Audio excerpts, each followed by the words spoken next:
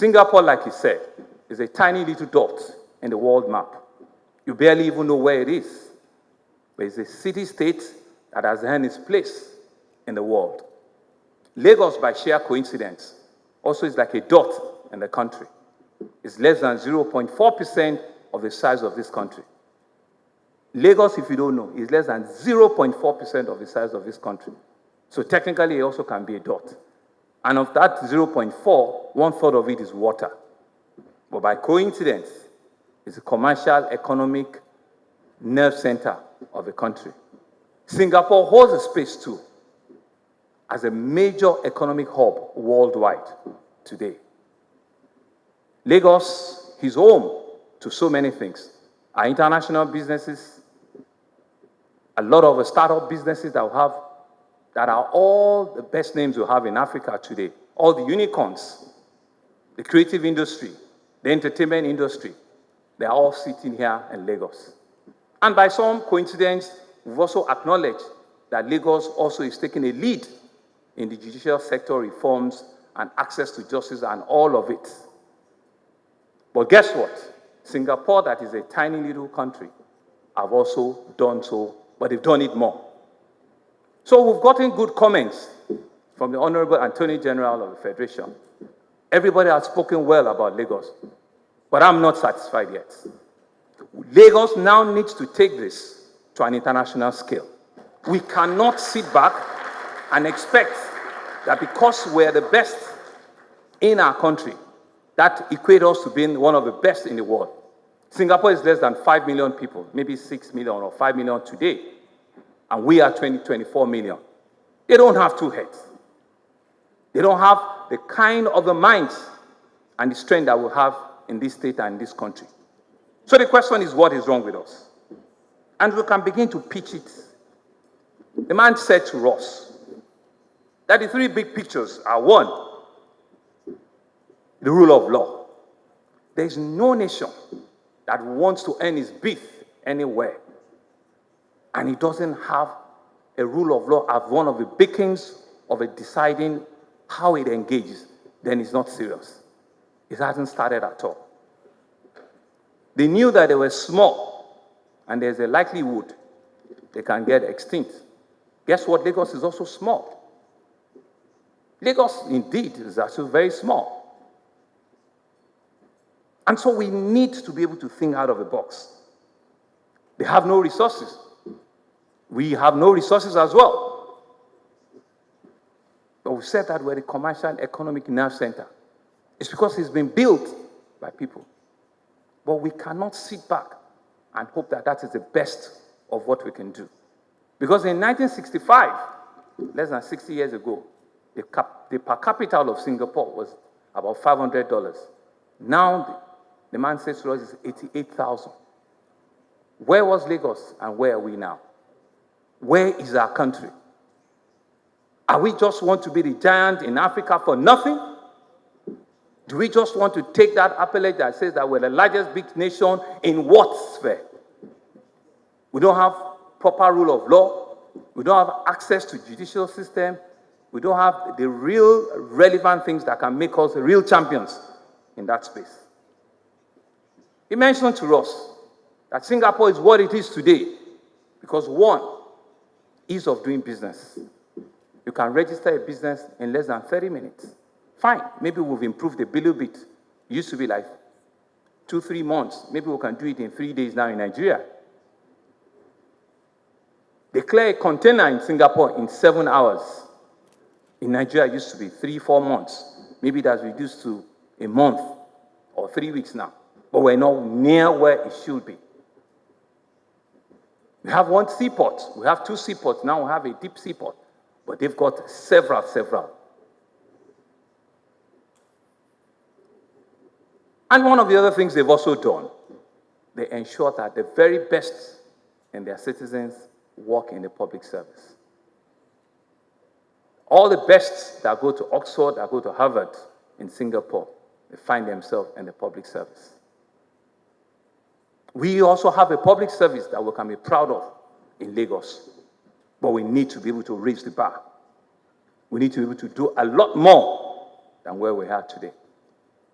Maybe the only thing that Singapore has over us, which they have a bragging right, which you don't, is that it's a sovereign state. We are a subnational. We are constricted and restricted by a bigger name called Nigeria. And so maybe we cannot fly as high as we want to. Maybe we cannot walk as fast as we want to. Maybe we cannot think as quick as we want to. But that cannot be an excuse for us. And that's why when we come to summit like this, we need to ask ourselves, do we just want to make it a rhetoric or want to change the life and the opportunity God has given to us for the better? Leadership is all about what you put in your heart and the sense of purpose that you bring to it. And by sheer coincidence, this government has given the opportunity. In less than 5 years, I have appointed 24 new justices into the Lagos State Judiciary. The highest ever. And later in the week, we're going to add additional 13 to it. From 63, we're going to go to 76. It's not the clap. It is how you utilize the opportunity that have been given to us. It's how we bake the cake to be big enough for everyone to share. Of course, there are challenges. Of course, there are issues. But guess what? The man that we brought here to be the guest speaker has challenges. Singapore was just a fishing village. Fishing village. The colony of Lagos had been in existence in the 19th century. Guess what? There was a tram in Lagos in early 19th century. There was a tram inside Lagos Island. So what was wrong with us?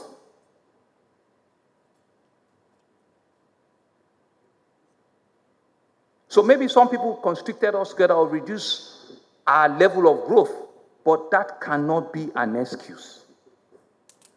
That cannot be a reason for us not to be able to fly high, think out of the box, and do things quicker, faster, and smarter.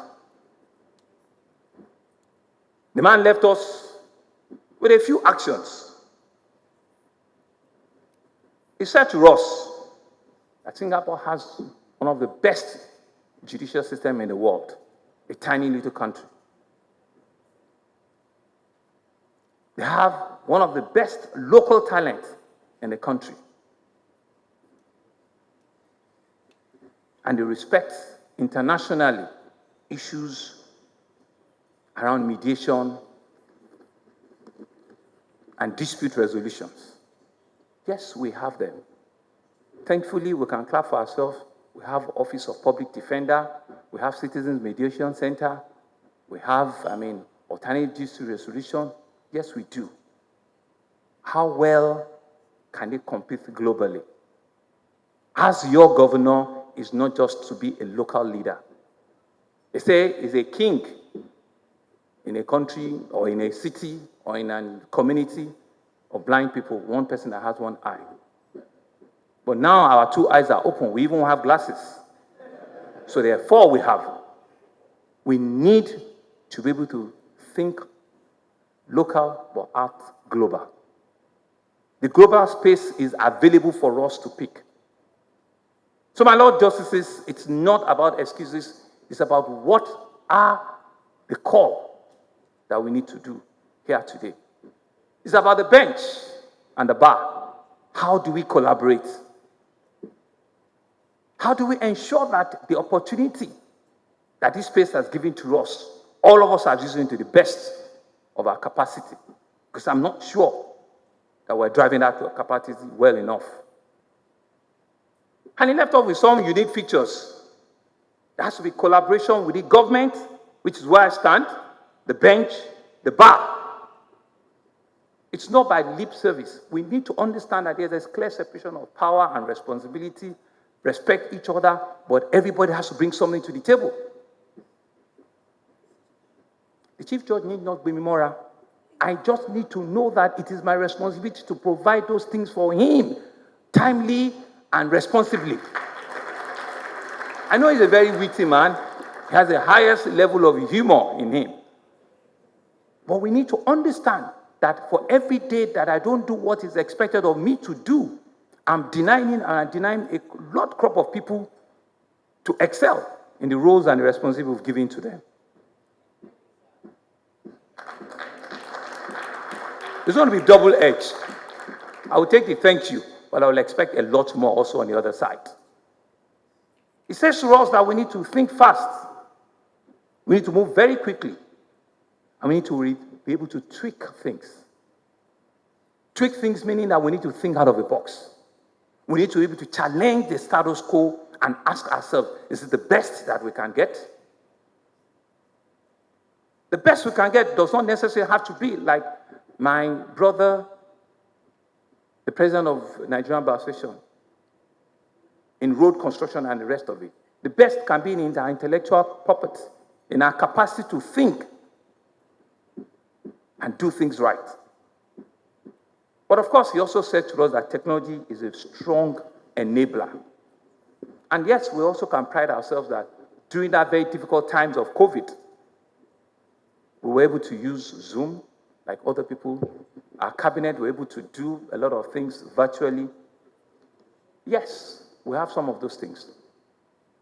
But my take this morning is the fact that we've gone to a territory, and I want to thank the Attorney General for that. We've gone to a territory that it needs to challenge us. Singapore is a tiny city-state, and that's why I'm comparing it with Lagos. I don't want to use Nigeria as a big excuse and do like for like, and said that we need to be able to raise the bar. And a few things that we can do are not so far off. And that's why I said I'm not touching the speech that the Attorney General has prepared. You all know it. We're this, we're that, we're doing this. No.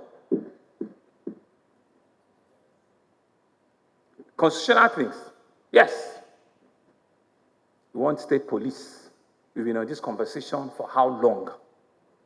Just as simple as something that we all sworn to, protection of life and property, and how do we need to do it? What are the things that must be in place for us to be able to do that? Decentralize these things. Let us have state police. We're still making politics about it. We're making, we're making it political. It's right, it's not right. I just see them. Everybody's just being careful. In today's age, when all you need is for people to just be right next and you can curb all the excesses of criminality that we see, is not anything rocket science. And by the way, even when we get a state police, how prepared are we now? Now talking to myself. How many correctional centers do we have? How well have we also unbundled that to ensure that even the justices that are working, and my Lord, I know that it's filled up. How well have we unbundled the capacity to ensure that we can actually build more correctional facilities to be able to take this? Rehabilitation centers. Because that's a part of the things of rule of law. If there's meant to be punishment, there must be a facility that where that punishment needs to be addressed. I'm not learned, so I'll be very careful. Just educated. I know too well that there's a wide difference between access, to justice and implementation of it itself. But I know clearly that when we come to engagements like this, when we come to sessions like this, it shouldn't just be a talk shop. It should be an opportunity for us to re-challenge ourselves, to speak truth to power, to push ourselves so that we can make the best of it and we can live here a lot better. As a government, what are the kind of things that we're also doing to see that if we can even catch up with the likes of Singapore? For example, we are planning to make Lagos an international financial center where Lagos can be a destination for investment, a destination, a safe haven for investment worldwide. But for us to do that, we will need a strong judicial system for that to exist. Because that will be one of the strongest points that anybody will be looking for. That will be one of the strongest protection that will be required and will be needed.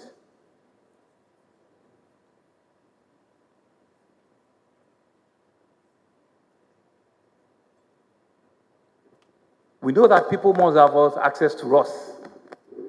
And so that's why we must ensure that we have no barriers between ourselves.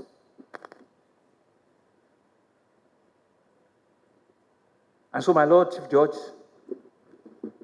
there's a lot on our plates. There's a lot that we all can do.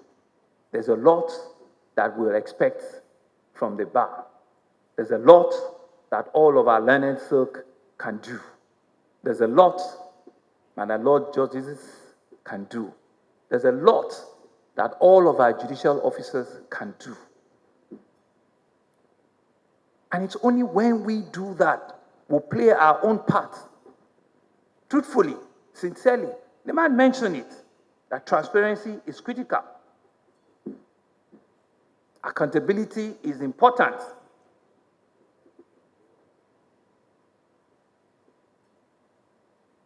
That we can begin to build a society that we'll be truly proud of. That we can leave this place. We can leave that opportunity that God has given to us better than we met it. Because if not, we'll probably just be passerbys. We'll probably just be passerbys that will not have any print in the sand of time. And this does not mean that it's only at the highest leadership level that you can do it. No. As a simple legal officer that is representing Lagos, and you are presented in front of my Lord Justice, how well have you done your homework? How well have you gotten the brief in which the state government that you are representing, you can protect them to whatever length and ensure that the best comes out of it? Without compromising and leaving the place that is government, anything can happen.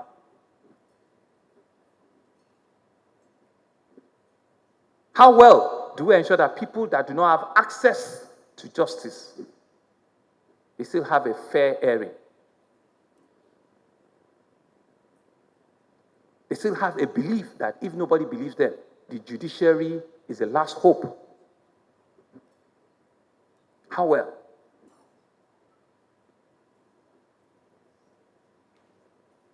And how well, even me as a leader, political leader, whatever it is that I'm called, do I use my office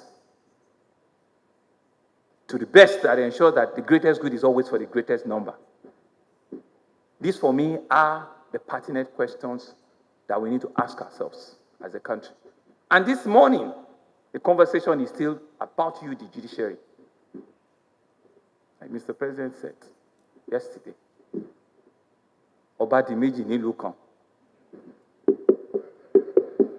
I won't talk much. Oba Dimeji nílùú kan. Now everybody is waiting for a legal interpretation of who should be the emir or not. The buck stops right at your desk again. Everybody will be pulling you here and there.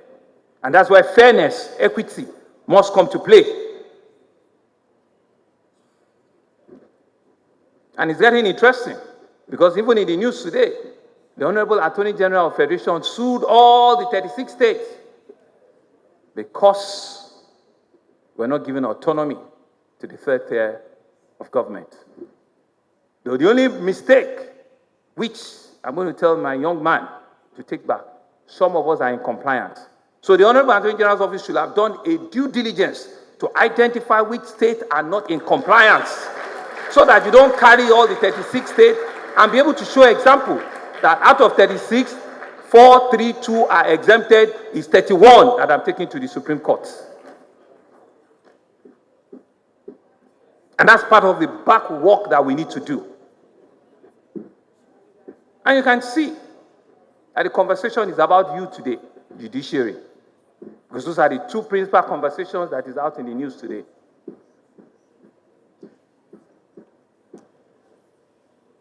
You are the last hope of a poor man, of a middleman, and of a rich man.